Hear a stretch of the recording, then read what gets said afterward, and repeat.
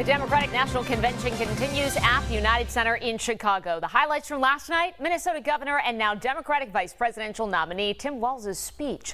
Christine Frizzell has a recap and a look ahead to what's happening tonight. Certainly the biggest speech Tim Walz has ever given in his life, an introduction to the country and the world as Kamala Harris's running mate.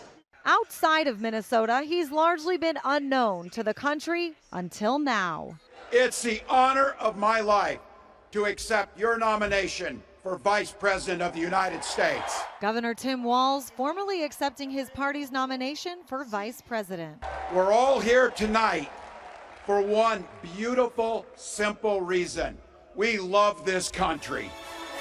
Day 3 at the DNC surrounding the theme of Fight for Our Freedoms. Former Speaker of the House Nancy Pelosi and former President Bill Clinton making their case Kamala Harris and Tim Walz are the best choice for the country.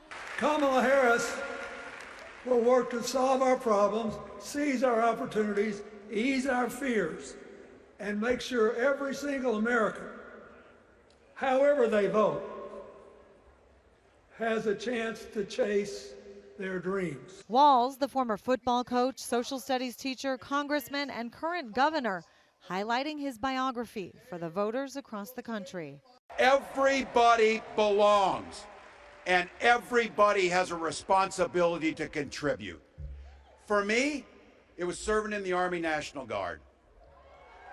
I joined up 2 days after my 17th birthday, and I proudly wore our nation's uniform for 24 years. Meanwhile, 50 GOP veterans in Congress writing a letter on Trump campaign letterhead, accusing Walz of making egregious misrepresentations about his military record, a popular criticism from the other top contender for the job of vice president. He claimed to carry a weapon in war, but you ask him, Tim, what war have you ever been in? And the answer is he's never been to a single war. He lied about it.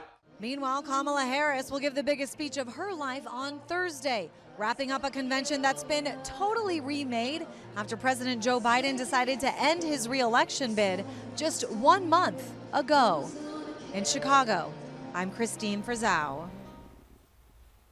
Looking ahead to tomorrow, Robert F. Kennedy Jr. plans to address the nation from Phoenix, Arizona.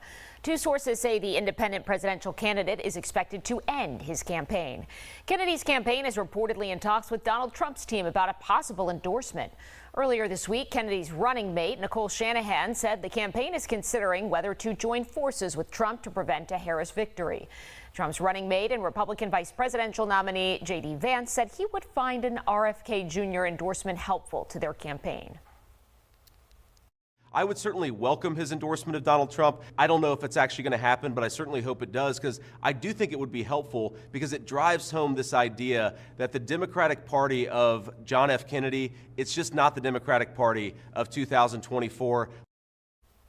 If elected, Trump has said he's open to the idea of having Kennedy play a role in his administration if he drops out and endorses him.